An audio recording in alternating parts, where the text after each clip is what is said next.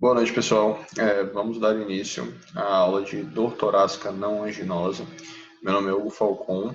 Essa aula é uma aula destinada à Escola Baiana de Medicina e Saúde Pública, da matéria de urgências e emergências.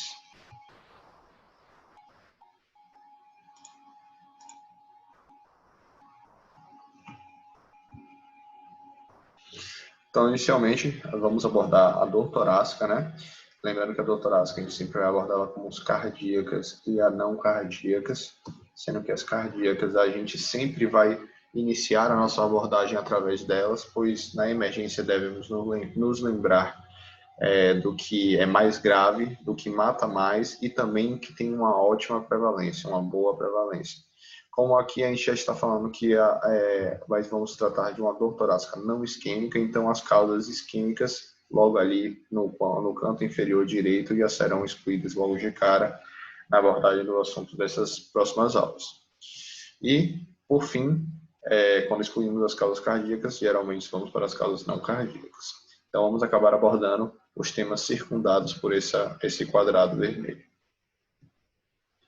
Então, a gente sempre tem que se guiar, já que o tema principal se trata de dor torácica, caracterizar bem as 7 características da dor. Lembrando sempre de falar a característica dessa dor, fator de melhora ou piora, intensidade, início e duração da dor, fatores associados, localização e radiação. Esse será nosso mapa para a gente estar abordando de maneira adequada uma dor torácica. Então, vamos agora atender um caso clínico. Trata-se de uma paciente do sexo feminino, 46 anos de idade, previamente hipertensa, portadora de doença de Chagas, que deu entrada no pronto atendimento com dor torácica. Foi encaminhada à sala de eletrocardiograma após ao seu consultório, mas no caminho acabou sendo levada para a sala vermelha, mesmo antes do eletrocardiograma, pela alta suspeição de síndrome coronariana aguda pela enfermeira. Então, na sala vermelha, a paciente encontrava-se com as vias aéreas pérvias, sem presença de secreções, sem estases jugulares e com traqueia centralizada. Do B, a paciente estava apresentando taquipneia, tórax com expansibilidade simétrica, ausculta pulmonar sem presença de ruídos adventícios. Do C, taquicárdica, pulso rítmico cheio, simétrico. Pele quente e seca, tempo de enchimento capilar inferior a 3 segundos, as bolhas encontravam rítmias novofonéticas. Havia a presença de B3. Sem sopros, pessoal. Do Disability, apresentava consciência preservada, Glasgow de 15 e pupilas isocóricas e fotorreativas. Monitorizada a paciente, frequência cardíaca de 114 batimentos por minuto, saturando 97% em ar ambiente, frequência respiratória de 24 incursões por minuto, afebril e com APA ligeiramente elevado. Da história ampla, negou alergias, relatava que fazia uso da losartana 100 mg dia por conta da hipertensão e possuía doença de Chagas. Falou que já aconteceu o episódio prévio dessa dor torácica, um episódio há 6 meses atrás com os mesmos sintomas. Relatou que o modo que aconteceu, como isso acabou acontecendo, foi após o almoço, enquanto ela estava tomando a sobremesa dela, certo? Não houve fator estressor. Da HMA, ela tem uma dor torácica em aperto, de início súbito a 1 hora, sem radiação, de intensidade 8 em 10, sem fatores de piora conhecidos, mas melhorou o uso de nitrato oral e o Isordil, passando de 8 em 10 para 4 em 10. Ela relatou que esse Isordil foi prescrito em atendimento prévio, que quando ela se encontrava sintomática. Ela negou fatores associados. Este era o eletrocardiograma da nossa paciente.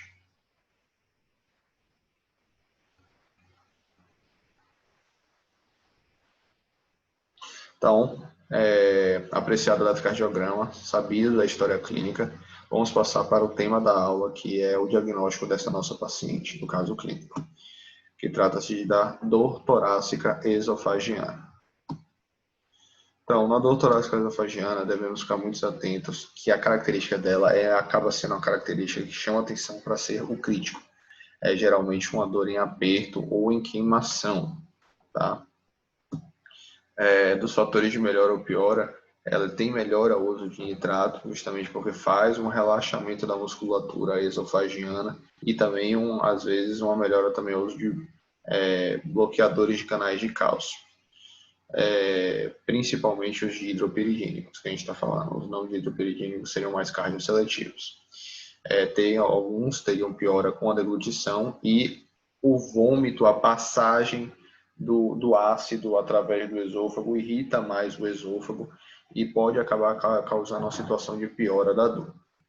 A intensidade ela é variável, mas geralmente ela é intensa. Tem um início abrupto ou insidioso, associados aos fatores de tosse, pirose, azia ou vômitos.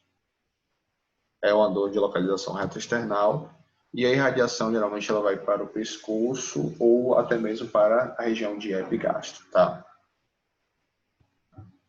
Então, quando a gente vê aqui na nossa escala de dor tipo A, B, C e D, ela acaba se encaixando em uma dor provavelmente anginosa, quando a gente acaba classificando quando a paciente acaba de entrar na sala de emergência.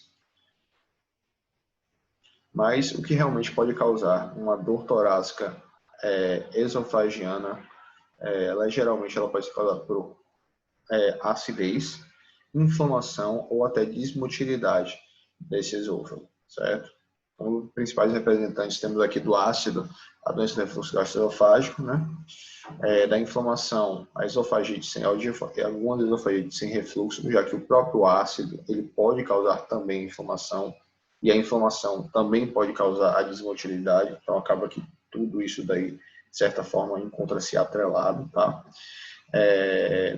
Temos candidíase, infecções, citomegalovírus, medicamentos que podem ser abrasivos para o esôfago, esofagite eosinofílica, que pode também estar associada ao uso de medicamentos, radioterapia também pode causar inflamação no esôfago. Os espasmos esofagianos, né? Temos aqui desmotilidade, principalmente quando a gente fala de megaesôfago e acalase. Nossa paciente, pelo cardiograma, não se encontrava com sobrecarga ventricular, né? Que a gente poderia pensar em doença de Chagas, fazendo uma cardiomiopatia chagásica, mas a nossa paciente ela tinha uma doença de Chagas que ela tinha mais o fator gastrointestinal, que a gente chama de atenção para megacólon e megaesôfago, tá? Então, aqui da fisiopatologia, o ácido, a inflamação e a desmotilidade acabam atacando esses receptores, quimioreceptores, baroreceptores, mecanorreceptores, que vão acabar estimulando os centros nociceptivos e vai causar a dor torácica, tá? Uma dor torácica é muito parecida com a dor torácica isquêmica. E a abordagem da dor torácica esofagiana é uma abordagem um pouco mais tranquila. A gente sempre deve pesquisar por sinais de alarme, vão ser disfagia, odinofagia, sangramentos gastrointestinais, anemia ferropriva, perda de peso ou vômito recorrente. Se sim, vamos prescrever para esse paciente uma endoscopia com biópsia, certo? E encaminhá-lo a uma consulta ambulatorial precoce com gastroenterologista. A gente vai avaliar também a associação de inibidores de bomba de próton, principalmente se essa endoscopia ela vier determinada como normal. E lá no gastro ele vai determinar qual a causa, a justificativa de causa para essa causa esofágica, de dor esofágica que o paciente esteja tendo, certo? Não possuindo sinais de alarme, podemos fazer um teste terapêutico, fazendo o inibidores de bombas de próton 2 vezes ao dia, durante 8 semanas. Com a melhora sintomática, o paciente ele vai ficar com o diagnóstico ou teste terapêutico com a doença de refluxo gastroesofágica, mas caso seja refratário e acabar a manutenção dos sintomas por cerca de 3 meses, também devemos fazer o incentivo desse paciente a retornar à consulta ambulatorial precoce com o gastroenterologista e avaliar a prescrição de antidepressivos tricíclicos, pois os antidepressivos tricíclicos eles teriam ação principalmente quando se trata da desmotilidade. E esses pacientes, geralmente, que se encontram com sintomas mais prolongados ou recidivantes, eles têm mais essa característica de desmotilidade. Vamos passar agora para a segunda parte, né? Dor torácica agora osteomuscular. A dor torácica osteomuscular, ela também é bem diferente da esofagiana. Eu nem vou mostrar aquele quadro, quer dizer, a gente vai mostrar aqui daqui a pouco, quadro de ABCDE, dor tipo A, B, C e D. Vocês vão ver que essa daqui é uma dor que é uma dor não típica, uma dor na realidade tipicamente não cardíaca, porque geralmente trata-se de uma dor em pontada ou em queimação. É uma dor que piora com a ventilação, piora com a palpação e piora com a mobilização torácica, ou seja, uma dor que está na parede torácica e não que se encontra no coração. Porque percebam, quando eu palpo na minha parede torácica, eu não estou palpando o meu coração e eu produzo a piora dessa dor. Então, logo, é uma dor na caixa dos peitos, né? Quando eu ventilo, eu expando o meu pulmão, eu não estou movimentando o meu coração, apesar de que se houver uma pericardite ou houver alguma outra coisa que está fazendo ali uma inflamação próxima ao meu coração, os pulmões estão expandidos, podem comprimir realmente o coração e gerar mais dor. Mas uma dor mais ventilatória dependente de uma atenção para uma dor também não cardíaca. E a mobilização torácica, quando a gente mobiliza a caixa dos peitos, também a gente fala mais de uma dor na caixa dos peitos, tá?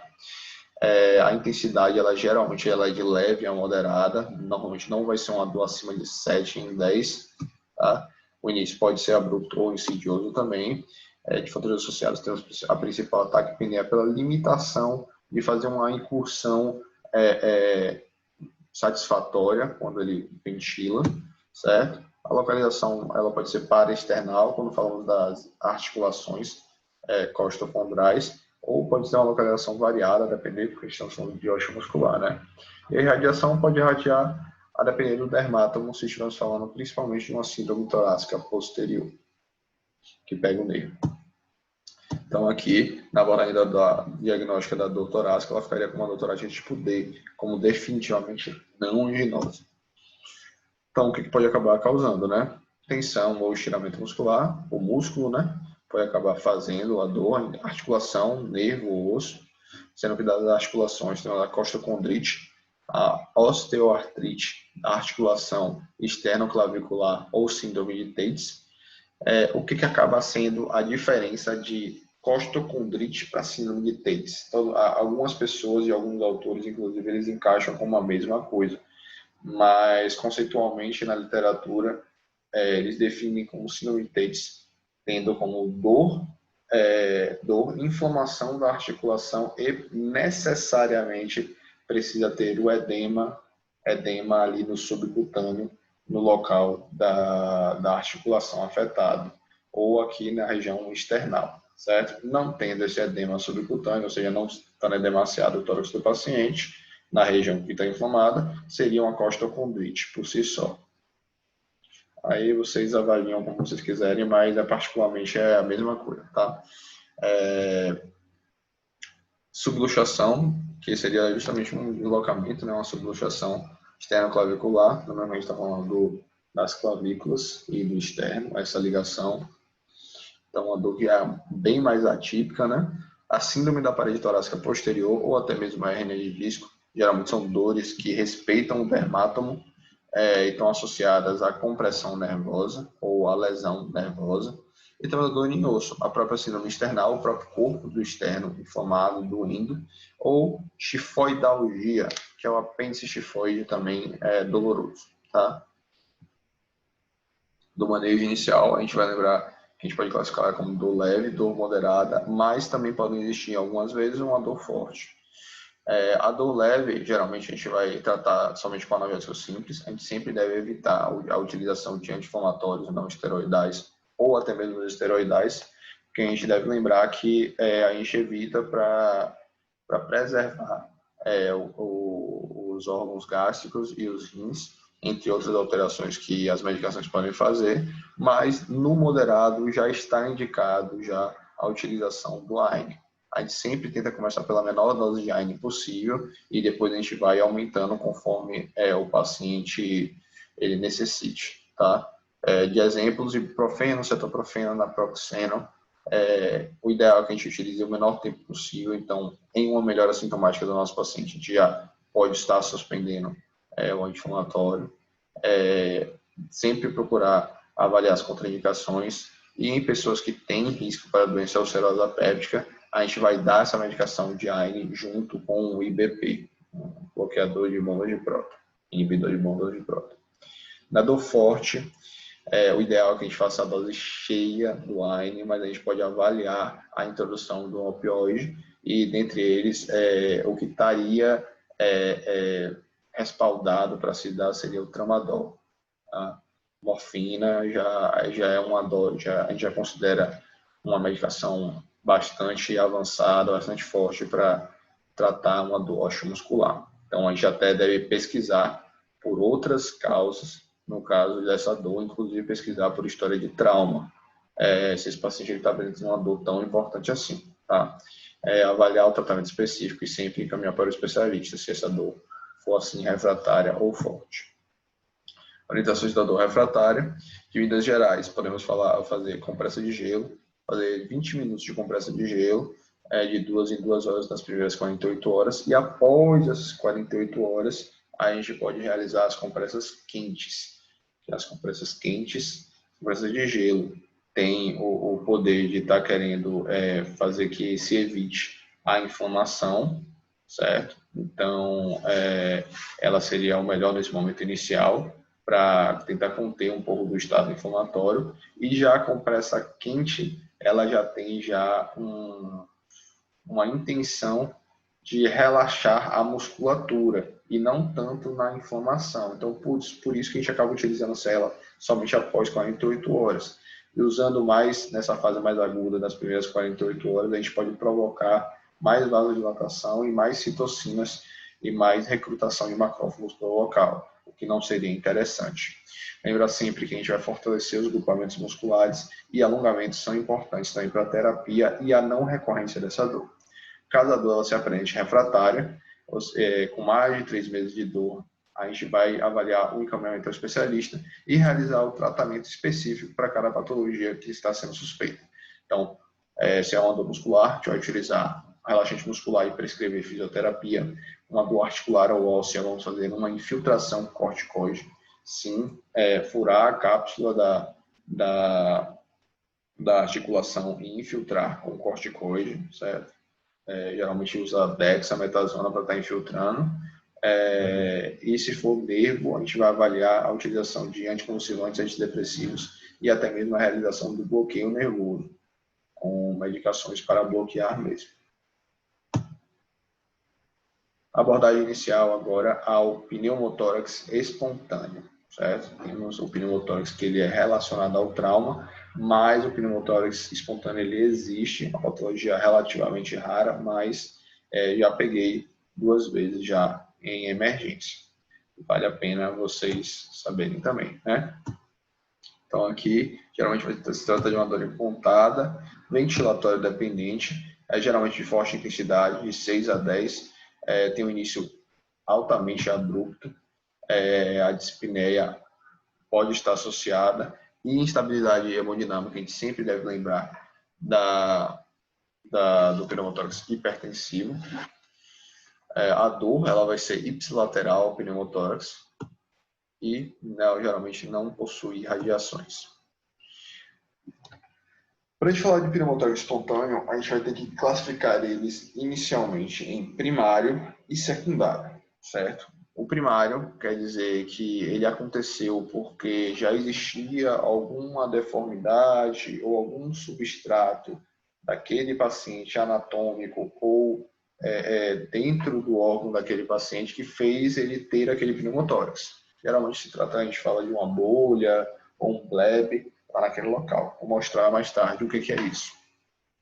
E secundário, geralmente a gente está falando mais de patologias que inflamam bastante o parênquima pulmonar, e essas patologias acabam fazendo destruição do próprio parênquima e pode acabar causando realmente uma perfuração desse parênquima, fazendo a comunicação de ar entre passando pela pleura visceral e chegando até a pleura parietal e fazendo com que haja esse pneumotórax, tá? Secundário a essas patologias.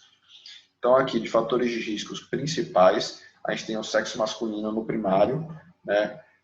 Demonstrando que eles têm maior prevalência em relação às mulheres, sendo de 14 a 22 a cada 100 mil habitantes. A faixa etária mais relacionada está dos 20 aos 40 anos.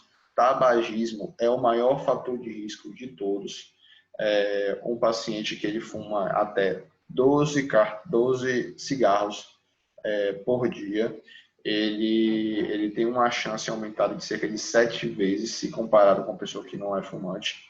E uma pessoa que fuma uma carteira, ou seja, 20 cigarros em um dia, por dia, ele tem a chance de ser de 120 vezes mais aumentada de ter o pneumotórax espontâneo, se comparado com uma pessoa que não é tabagista. Então, percebemos aqui que o tabagismo é um fator de risco bastante importante também.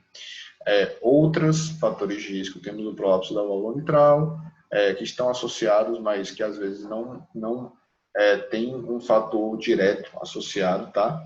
Prolapso da válvula mitral, síndrome Marfan, hemocisteinúria, endometriose torácica, história familiar e alterações de pressão no ambiente. Endometriose torácica, na realidade, ele acaba vindo mais para o secundário, né? Porque a própria endometriose e a inflamação provocada por ela que vai causar esse pneumotórax espontâneo.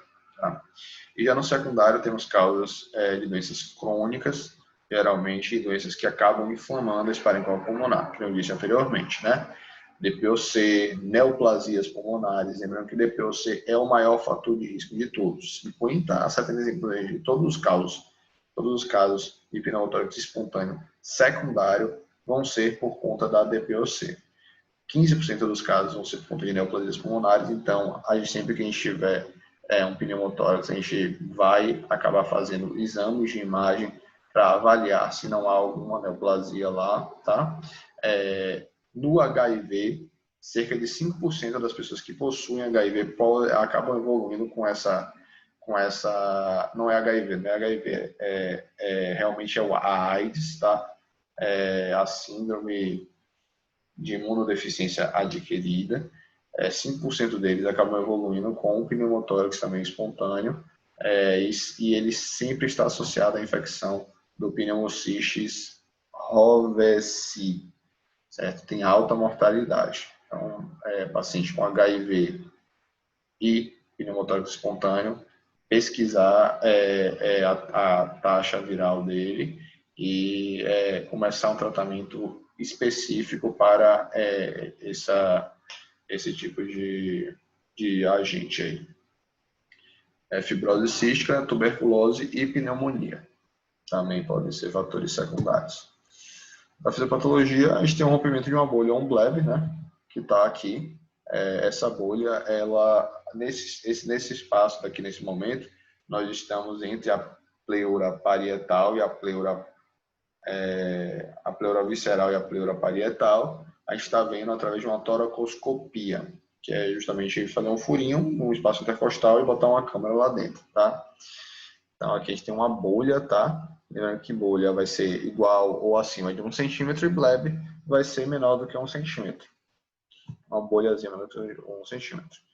Por vezes pode estar associada à endometriose. Vejam aqui, aqui está numa pleura visceral, um endometrioma ali, que ele pode acabar gerando também esse pneumotórax espontâneo. Tá? Tem que ser ressecado. E lembrar que, se instabilidade hemodinâmica, sempre devemos lembrar do pneumotórax hipertensivo. A fisiopatologia dele é que ele acaba fazendo um mecanismo de válvula. Então, percebam aqui na imagem da esquerda, enquanto você inspira, o ar ele se aloja para dentro da pleura, e aí quando a expiração, a exalação do ar, esse pequeno flap que abriu como se fosse uma válvula para adquirir o ar, ele acaba se fechando pela pressão positiva maior dentro do tórax e acaba aprisionando esse ar ali dentro, fazendo com que sempre haja mais aprisionamento de ar e que isso gere uma tensão dentro do tórax. A gente vai suspeitar do pneumotórax hipertensivo, principalmente quando tiver sintomas bastante exacerbados, e na instabilidade hemodinâmica. A instabilidade hemodinâmica ela vai acontecer principalmente porque a gente desloca a veia cava desse paciente, fazendo como se fosse uma torção dessa veia cava e um choque obstrutivo, uma obstrução do retorno venoso para o coração desse paciente. A gente vai ter acompanhado com isso desvio da traqueia, estases jugulares e uma dispneia intensa. Pneumotórax hipertensivo, a gente sempre vai lembrar que o diagnóstico é clínico, não vai fazer exame de imagem, tá? A gente vai ter uma assimetria da expansibilidade, mais um ataque cardíaco sinusal, evoluindo com desvio de traqueia, estase jugular, efizema subcutâneo extenso e a instabilidade hemodinâmica, que é o principal. A gente vai fazer a drenagem torácica imediata, se disponível. Se não estiver disponível, lembrar sempre da descompressão torácica de alívio. Gelco 14, quinto espaço intercostal do lado acometido, na linha M axilar, tá? Ou podemos fazer também aqui no segundo espaço intercostal. O ATLS recomenda agora o quinto. Sim, mas a gente tem que ser eficiente.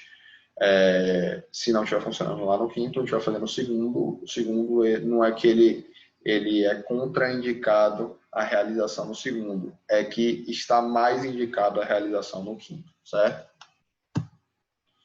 No raio-x de tórax, a gente pode observar aqui bastante uma diminuição, é esse o termo que se acaba usando, uma diminuição da trama vascular. É uma trama vascular que ela não chega à periferia da caixa torácica. Percebam que aqui, nesse tórax, o hemitórax esquerdo, que ele está totalmente expandido. Percebam que a gente tem todas as artériazinhas, ela entrando em cefalização ali e chegando até os pontos mais distais do parênquima pulmonar, enquanto aqui na caixa torácica direita, que a gente tem um pulmão hipoinsuflado, a gente está observando que essa trama vascular ela não atinge lá a periferia e que ela está realmente ocluída, tá? A gente também percebe essa linha, certo? Que é essa linha da pleura visceral, em que a gente consegue visualizar bem ela aqui nesse raio-x que está de boa qualidade. Podemos fazer o diagnóstico também com ultrassom pulmonar, fazendo principalmente nesses 4 pontos, os pontos apicais e os pontos basais, e basal axilar médio.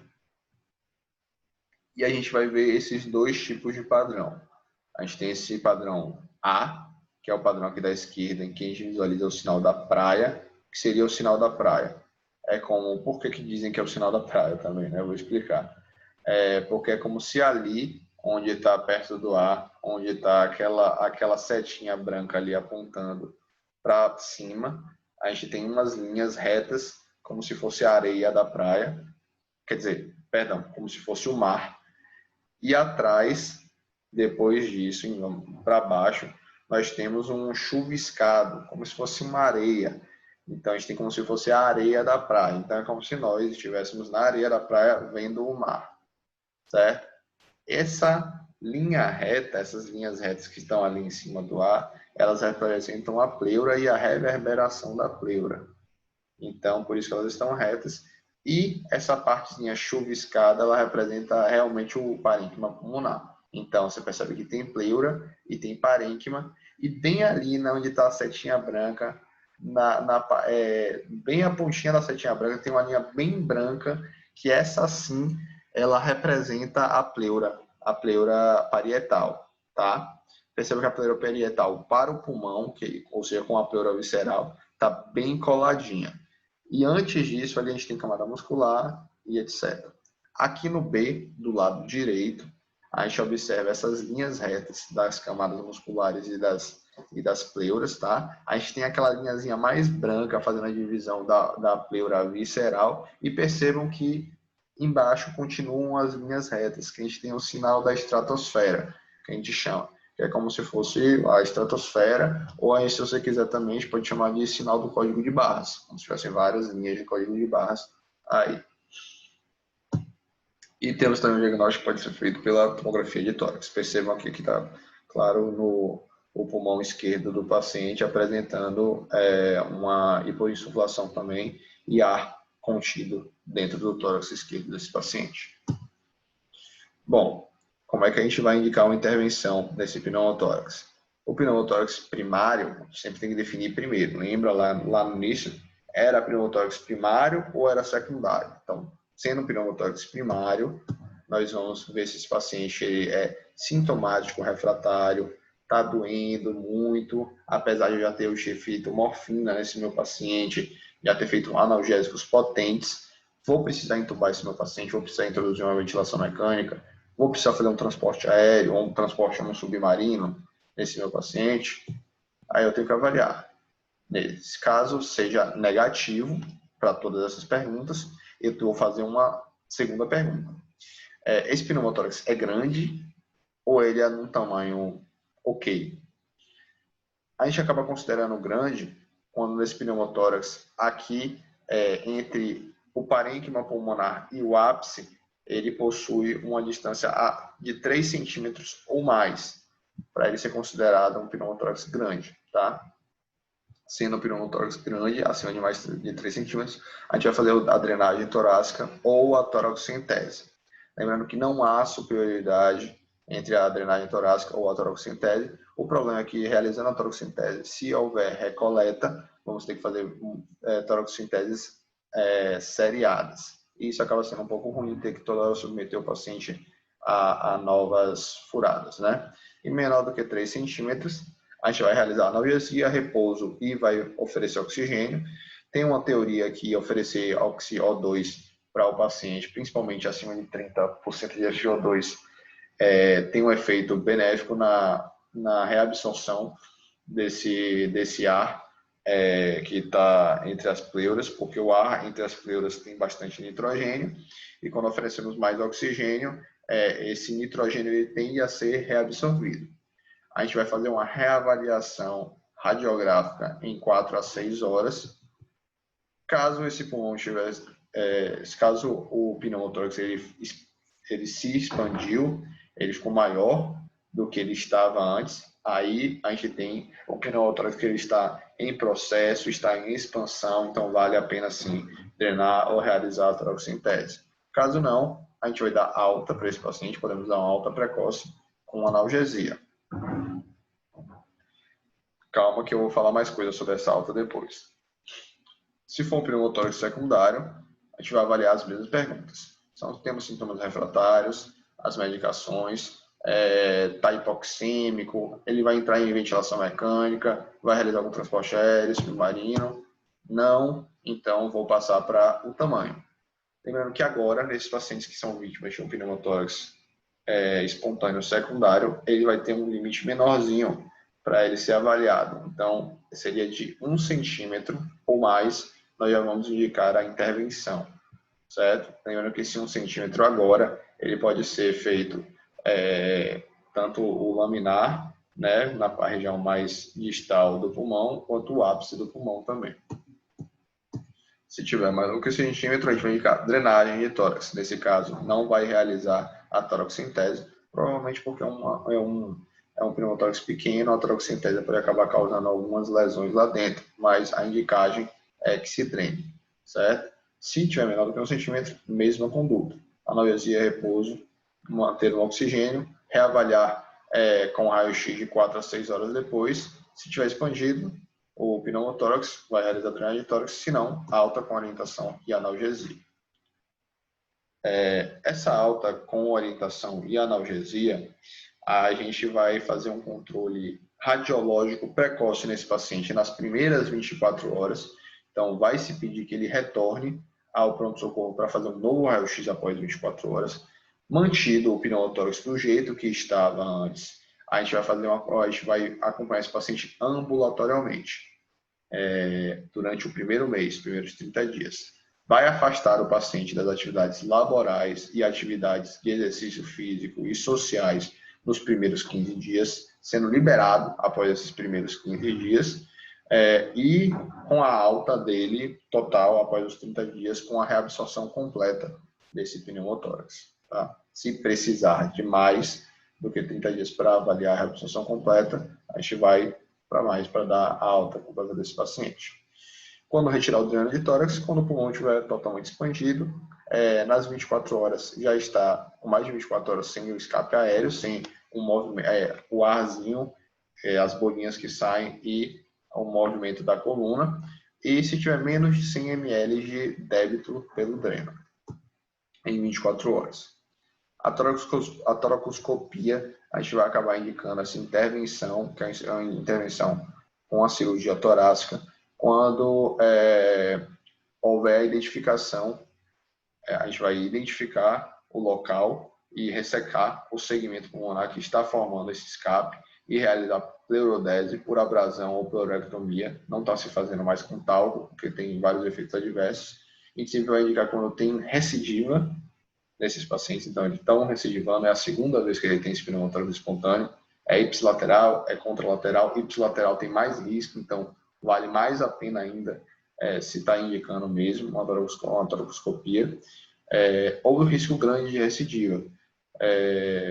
Vamos pensar aqui em um paciente que tem uma atividade de risco também para realizar pneumotórax, que é um paciente que ele é um mergulhador, ou é um paciente que trabalha com aeronave. Então, esse paciente que tem risco vai indicar uma toracoscopia logo na primeira vez que ele tiver o pneumotórax espontâneo.